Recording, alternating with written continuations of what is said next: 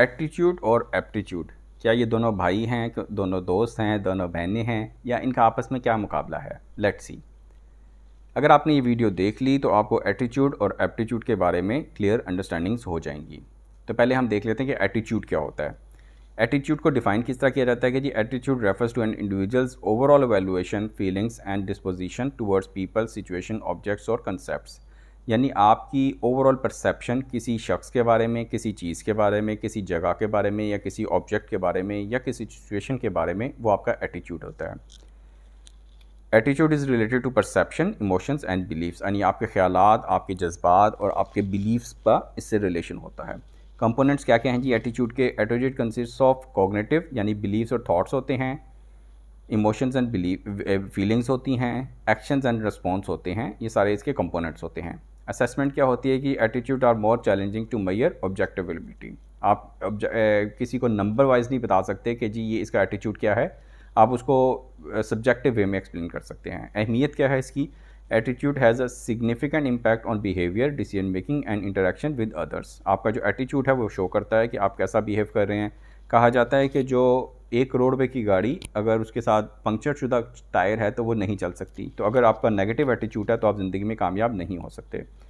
Change क्या है कि एटीट्यूड चेंज हो सकता है कि नहीं हो सकता? Attitude can be influence and change through persuasion, communication and personal experience. यानी इन 3 चीज़ों से एटीट्यूड चेंज हो सकता है। तो अगर आपके किसी जानने वाले का एटीट्यूड नेगेटिव है या वो नेगेटिव थिंकिंग है उसकी, तो वो ये नहीं है कि वो चेंज नहीं हो सकता, वो चेंज हो सकता है। किस तरह हो सकता है? परसुएशन से हो सकता है, कम्युनिकेशन से हो सकता है और पर्सनल एक्सपीरियंस से हो सकता है। राइट। अब हम बात कर लेते हैं कि एप्टीट्यूड क्या होता है। एप्टीट्यूड को डिफाइन किया जाता है कि aptitude refers to a persons inherent और acquired potential to develop specific skills, excel in particular areas और परफॉर्म सर्टन टास्क। यानी किसी बंदे की सलाहियत कि वो ये काम कर सकता है या नहीं कर सकता, उसको एप्टीट्यूड कहते हैं, जिसको नेचुरल इंक्लिनेशन कहते हैं। Aptitude is often related to cognitive abilities and talents. It reflects a person's readiness to learn and succeed in specific domain such as mathematics, music, language और मशीन्स और मैकेनिज्म्स।